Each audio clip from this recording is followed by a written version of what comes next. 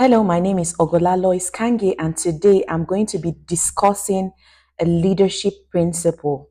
And in this presentation, I'm going to be taking most of the information that I'm presenting here from two books written by female authors. One is Women Leading Well by Emily Dean, and the second is Developing Female Leaders by Cady Cole. For me, in this research, the main leadership principle that stands out is women knowing that they are called to lead. And with that, I tie that to clarifying and clearly defining what the leader believes. A female leader must realize that she is called by God. She's not called because she wants to stand out or be prideful. She's not called because she knows a lot. She's called because God has chosen her, made her in his image and chosen her for a particular work. And all that ties into what the Bible tells us in the Great Commission in Matthew 28, verse 18 to 20. It speaks about going forth into the nations and making disciples, right? So the woman should understand that her leadership is based on the Great Commission, and everything that she's doing as a female, as a woman leader, should tie into making disciples.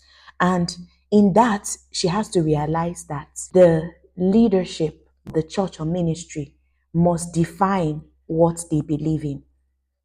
Research has shown that 61% of most congregations are female.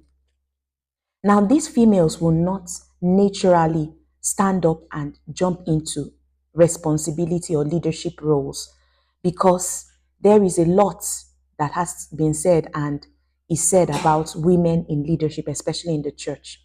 And so the leadership of the church must clearly define what do they believe in these various churches and assemblies or in your particular ministry. What kind of leadership um, principles do they hold on to? Knowing this helps the female leaders to take up responsibility. So, is it egalitarian, complementarian, mixed, or strong complementarian, or is it mild complementarian and egalitarian, or is it even patriarchal? What kind of leadership or style is your ministry or church involved in? So, being able to help the church, everyone know in clearly defined terms what are the extents. Help these women who have been called to take up responsibility and lead, right? And then leading in the sense that they are serving and knowing to what extent they are willing to serve. So, what extent are you willing to go? Are you willing to serve as a female leader without pay? Are you willing to serve in roles that will not showcase you? Because some people go into leadership in ministry as women thinking that it's a bed of roses and then find out that they are burnt out. The revenue or the income that is supposed to be earned from serving is not able to cater for their needs. So you must be able to define clearly and understand clearly, knowing that God has called you, what exactly or how exactly are you going to serve in this ministry? So are you going to serve as a volunteer, or are you called to serve in a paid position? So in this paid position now, in your serving, you have to also define the service that I'm doing.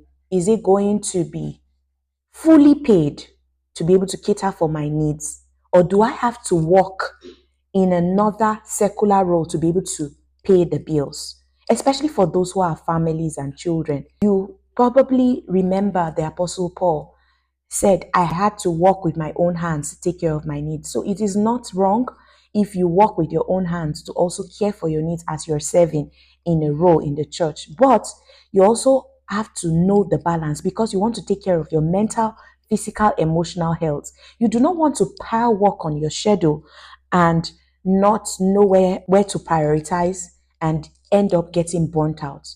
As women leaders, you have to be able to prioritize and set your responsibilities in order so that you know exactly what you need to do when you need to do it, and also prioritize rest and your mental, emotional, and physical health.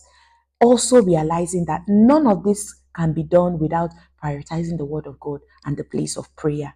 Everything that you're doing to remember you are walking into the Great Commission, it's all working out towards the Great Commission, but you are also prioritizing taking care of your responsibilities on the home front if you're married, and knowing that sometimes these positions are not going to be fully paid. There will be opportunities for you to see greener pastures. If you do not clearly know who called you and why you are called, you will veer.